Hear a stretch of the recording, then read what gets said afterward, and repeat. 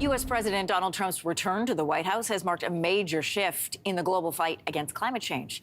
Trump, as you know by now, signed a series of executive orders aimed at driving up oil production and ending a number of climate policies enacted by the Biden administration. And one of the most significant decisions was to pull the United States from the Paris Climate Agreement for a second time.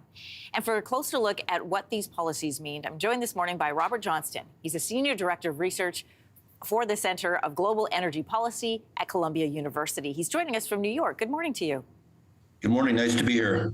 Well, it's going to take, we know, a full year before the U.S. can officially leave the Paris Agreement. But what does Trump gain by pulling out of it? How does this fit his America First agenda? I think you said the right phrase, which is America First agenda.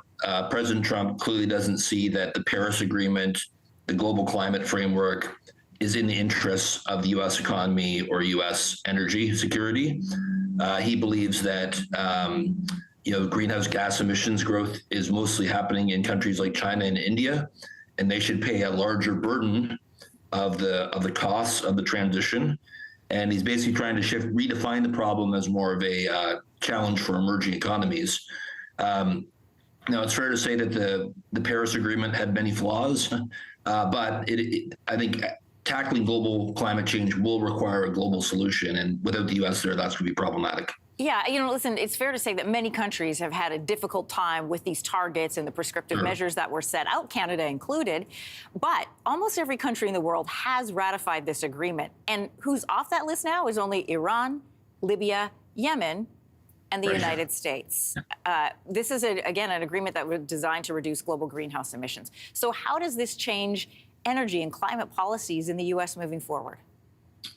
Yeah, I think Trump's climate policy does exist. It probably won't be branded as a climate policy, but I think if you look at his incoming Energy Secretary, Chris Wright, there's a strong emphasis in his position and others in the administration that if you want to address climate change, you should start with having natural gas displace coal, which is sort of what's happened in the U.S. and Canada.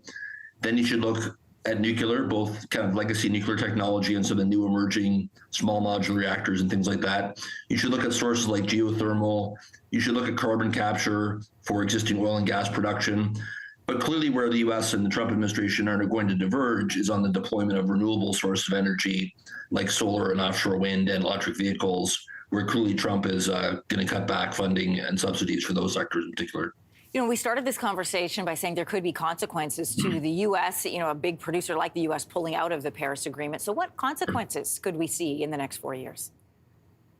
Well, there's a couple of scenarios, right? One is that basically the COP process, we're heading to COP 30 in Brazil this year, that it starts to fall apart, right? And that the effort to have a global conversation with 200 plus countries falters without the U.S. there. Another scenario is that the Chinese play a larger role and it becomes more of a Chinese-led process, and countries around the world look to China for leadership. I saw some of that when I was at COP29 in Baku.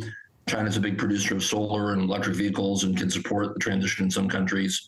And the third outcome, which is important for Canada, is that we start to look at climate less from a global perspective and more at the national and regional level, which I think is sort of a suboptimal outcome because, again, it is a global challenge. Yeah, can you explain a little bit more of what that looks like for our Canadian audience here? How does that affect us? Well, I think the problem for Canada primarily is one of competitiveness, right? If we continue and all the major political parties in Canada support the Paris Agreement, our nationally determined contribution, which is our sort of commitment we made within Paris to reduce our greenhouse gas emissions over the next couple of decades, that comes with economic consequences. Investments that we make in clean energy, the carbon tax debate that we're having, all these policy tools, if they're happening in Canada and they're not happening in the U.S., that could create some competitive disadvantages for our businesses and consumers that are paying higher costs. On the other hand, it could mean that Canada becomes more of aligned with some other parts of the world, like the European Union, where we continue to progress on climate plans, decarbonization, investing in renewables and carbon capture. And it's actually the U.S. that gets left behind. So we'll see how that plays out. Hey, this is an interesting conversation. Great to have you part of it this morning. Robert Johnston, Senior Director of Research for the Center of Global Energy Policy at Columbia University. Thanks for your insight this morning. Thank you. If you liked that video, make sure to subscribe to the Your Morning YouTube feed, where you can find all kinds of new content posted every weekday morning.